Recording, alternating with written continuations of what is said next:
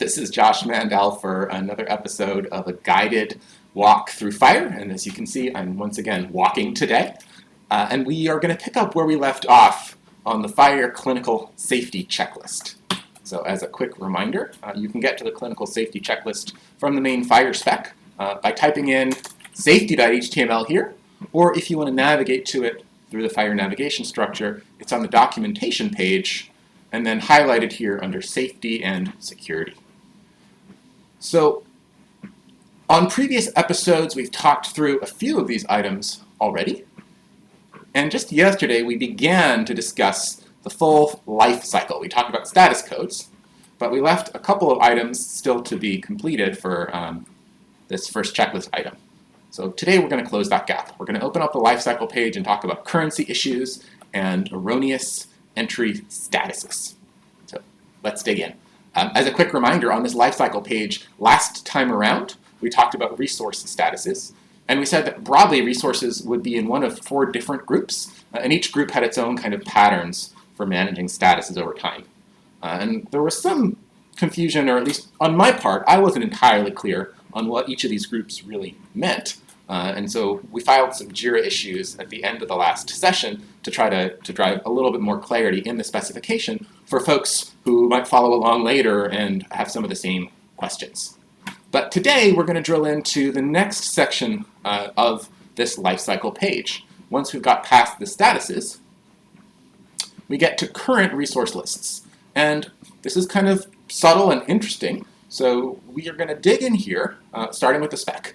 So the spec says most, or many clinical systems maintain current lists of some kind of resources for a patient. So for example, a current problem list or a current medication list. So a current problem list might be a list of problems that are of concern for anyone who's caring for this patient, or a current medication list might be a list of meds that a patient is known to be on at the current time. And so when you first think about this, you might say, well, these are just queries that you could write over the existing FHIR resources. If a server keeps a list of problems or conditions, you could just search for the ones that are currently active. Or if a server keeps a list of medications, you could search for the ones that have an open prescription or that have a recent refill or something like this. So you might think that actually modeling an explicit list would be unnecessary. That's at least a first reaction and a pretty natural one. So let's read on. So the spec says, because of the way that resources are used, there's no simple way to determine just from examining a resource whether it's current or not. So if we're thinking about a condition resource, for example, a FHIR server might have a bunch of condition resources in it. They might have resources that are representing sort of curated elements in a problem list. And that's really what we're talking about here for current lists. So these would be sort of very much in line with this idea. But they might also represent a complaint or a diagnosis from an encounter record. So coming from elsewhere, maybe not confirmed or validated in this clinical system or not currently being tracked. They might also represent a problem for investigation provided by a diagnostic system. So coming from an external system that manages orders, lab results, those kinds of things. Or they might represent kind of a data import. Maybe we got a whole package of details about a patient when the patient was referred to our clinic, and we stored that whole package so that we could search through it later, but we don't necessarily, in our system, consider those to be current problems on the patient's list. They're just problems that we know about and imported from an outside system. So what the spec says is there's no element on the condition resource that can tell the difference or convey the difference between these different usages. And as a consequence, that means that if you're just searching for FHIR condition resources using the REST API, your search might return a lot of things that aren't considered to be part of the patient's current problem list, no matter what kinds of filters you might apply. And the spec acknowledges this is counterintuitive for some implementers, but restricting searches on condition to only include the patient's current curated problem list excludes other important uses of the condition resource. So if you just assume that your FHIR query is going to map one-to-one, searching for conditions about patient 123, if you assume that's only ever going to give you current stuff, if a server tried to match your assumption, it would mean they couldn't do all these other interesting things, managing data through their FHIR APIs. So what we say is, rather than pushing that one assumption onto all the participants in this ecosystem, We're going to try to define something a little bit more general. And so the pattern that the FHIR API defines is that if a system manages this kind of current meds or current conditions or current allergies list, then there could be a RESTful search interface where you explicitly ask for the stuff that is considered to be current. And that's a curational or curatorial kind of assessment where the underlying system is not just computing this from the data, but it's reflecting the fact that maybe some clinician reviewed and considers these things to be on the current list. So in this example, we're searching for allergy intolerances about a specific patient, but we're also supplying one more search parameter which says _list equals current allergies. And this is really a little bit of magic, if you want to think about it this way. It's got this idea that there is a list, whether or not it's manifested as a FHIR list resource, but a concept of a list that the server maintains. And it's got this name of $current allergies. It's a special name or a special value that's explicitly called out here, which is the way that a client can say, only give me the stuff that are sort of curated as being current, or considered to be current. So under the hood, this is using a FHIR search parameter called _list, which is actually quite a lot more flexible. So _list is sort of first and foremost intended to be used together with FHIR list resources. And I won't go into great detail about it in today's session, but the idea here is if you want to manage an explicit list of resources in FHIR, you can create an instance of the list resource. And your instance of the list resource can be tied to a particular patient, if you like. And then it can have 0 or more entries, where those entries are just references to any kind of resource you want. So in FHIR, you can manifest a list using this list resource, and then search for resources that are on it. And that's sort of what's happening here back in the lifecycle page when we search for allergies that are on this $current allergies list. The main difference is this approach doesn't actually assume that we would be able to fetch a list like this explicitly. It doesn't assume that a list is materialized in FHIR anywhere. It's just kind of a placeholder, a named functional placeholder to allow for these kinds of queries. And if that sounds a little bit abstract, well, yes, it really is. But FHIR defines a set of these functional lists, each with its own name. And it's a pretty short set or list of lists here. There's a functional list called current problems, one called current meds, one called current allergies, and one called current drug allergies. And together, those 4 are the only ones that are defined, and they're really only defined right here. And FHIR explicitly models the resource types associated with each of these sort of virtual lists. So current problems would only have condition resources on it, so you would use this as a filter when you are searching for conditions. Current medications can have medication statements or medication requests, which is kind of interesting because if we dig into the FHIR medication resources, there's sort of a few of these. There's also dispenses and administrations, but these are sort of point-in-time events. And the idea of a current medication list is it's not just things that have been point-in-time given or received recently. It's things that are ongoing. And so that's why we specifically focus on medication statement and medication request, sort of prescriptions or ongoing habits that a patient is following. So the current allergies list, no surprise, focuses on the allergy intolerance resource, and the current drug allergies resource, current drug allergies list, same thing, allergy intolerance resource. And we don't get a ton of description about these, but we get the gist of it, which is current problems would be a list of current and active diagnoses, as well as past diagnoses relevant to the current care of the patient. And even this short definition gives you a flavor of the nuance here.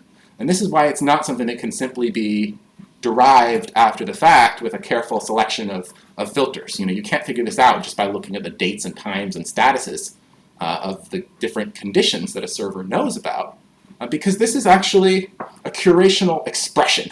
A clinician saying, these are the things that I want to keep on the current list. Some of them may actually be resolved problems, but it's important for me to keep in mind when I'm sort of looking at the things that I'm managing right now. And similarly for medications, this is defined as a list of all meds the patient's taking. Could be a mix of over-the-counter prescription medications. The list may correspond to a formal reconciled medication administration schedule, but often does not. Actually, the spec says more often, which is an interesting assertion, but I think that's hard to know ahead of time. So this is the basic idea of these current resource lists. And frankly, it's not clear to me how widely supported these kinds of concepts are in production. If you have a FHIR server that's really representing a clinical data system, like an electronic health record system, I could see how it might at least be possible to support this API. But if you're building a FHIR server that's more of a generic service, maybe a cloud-hosted data store, it's not as clear sort of where or how you would be able to populate these. So maybe these concepts are only relevant for certain FHIR systems. I've asked a question in Zulip to try to get a better sense of how widely supported this is today, and I'll put a link to that discussion in the show notes for this session right after the fact. So there's one more topic to talk through in the life cycle page. And this will help us check off the first element of the fire safety checklist. It's been a long one, but let's tackle this one before we finish up. So this is the entered in error concept. So entered in error is a status or state that indicates that a resource was created accidentally and should be ignored. The state can apply to resources created by manual entry. It's usually not associated with the clinical workflow process life cycle. Oof, we're going to have to break that one down. But it can be associated with the request order and the entity availability life cycles. So this is harkening back to this different sets of life cycle kinds of state machines that we talked about last time. And what we've said is entered in error is generally not associated with clinical workflow, but might be associated with these. And then there's no comment about this fourth life cycle. So I'm going to add a JIRA note that it would be worth calling this one out because we explicitly did mention the other three. So let's get back to it. We talked, we mentioned at least clinical workflow, which is not relevant for entered in error, and request order and entity availability, which are sort of the relevant ones here. So there's a table that summarizes what should happen for each resource in the case that the data it contains is subsequently found to be an erroneous entry. And then there's quite a lot of these. And we're not going to go through all of them in detail, but let's look at a few. Let's get a sense of what's sort of in this list and what's not to start. So yesterday we were looking through several resources. One of them was an encounter. And we saw that encounter had this status entered in error. And indeed, it shows up here in this table that collates all the entered in errors. Similarly, for something like observation, these are alphabetically ordered, down here, it has a status called entered in error. And last time we looked at diagnostic report, and I think we saw the same thing. If we scroll up here to diagnostic report, it has this status called entered in error. There are some of these that have different names for them. So sometimes this concept is referred to as retired for some of these resources. Sometimes it's actually appearing in the active column, which is kind of interesting and not super obvious to me. So for example, if group active is false, does that imply that the group was entered in error? Or it's just sort of consistent with it? Let's see if there's any guidance on that point. This table summarizes what's expected to happen for each resource in the event that the data it contains is subsequently found to be an erroneous entry. So that's interesting. If we realize that somehow we created a group incorrectly, then the thing to do is to set its active Boolean to be false. Now the converse is not true. If I find a group with active equals false, that doesn't mean the group was created in error. There could be many reasons why a group's active status is set to false. It's just that if I do determine the group is entered in error, one of the next steps I should take is to set active equals to false. So that's sort of what this table here, this entered in error summary table, is all about. So quite a lot of these, some of them touch the active flag on resources that have an active flag. Others touch the status element for resources that have a status element.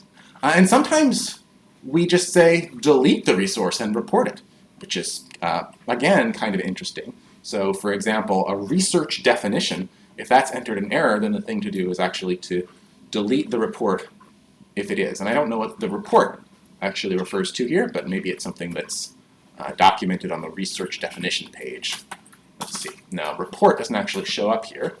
What else can I learn about reports? Not a whole lot, so I'm going to add that to my JIRA items as well, which is, what does this mean to delete the report if it is? That term is not defined. Okay. Any other surprises here? Sometimes the active status or the entered an error status is called retired. And again, that's one that doesn't map one-to-one with entered an error, sort of like active equals false. Imaging study says state is managed in a PAC, the picture archiving and computing system.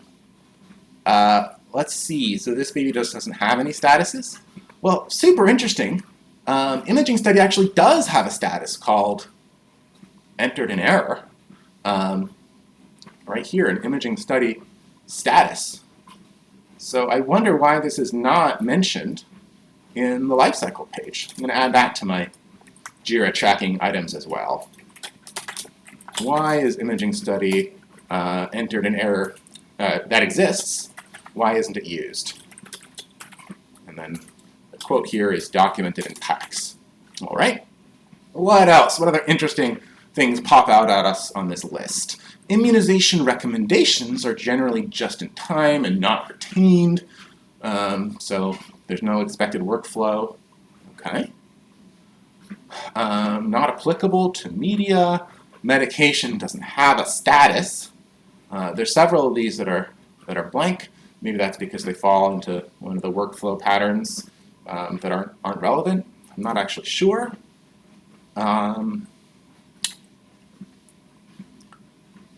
What else is interesting here? Well, that's about it. So from the perspective of entered an error, it's actually just a pretty simple concept. It's good to keep in mind that it's not always the right thing to do to just delete a resource outright. Sometimes you want to keep it around so that clients can explicitly learn what happened rather than just making the thing disappear.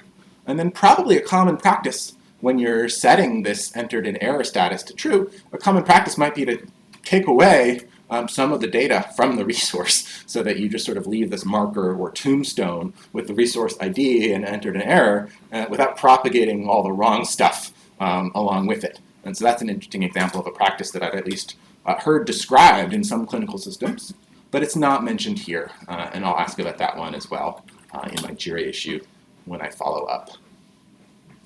I think that's all that we wanted to cover for today in order to have finished out our discussion of the FHIR lifecycle. We had a review of currency issues and erroneous entry statuses. We have some open questions from last time, which hopefully will resolve on JIRA. Some open questions from this time, which hopefully will resolve between Zulip discussion and a set of follow-on JIRA issues. And check the show notes. I'll provide links to those discussions and those issues as we wrap things up. So that's it for today, and see you next time.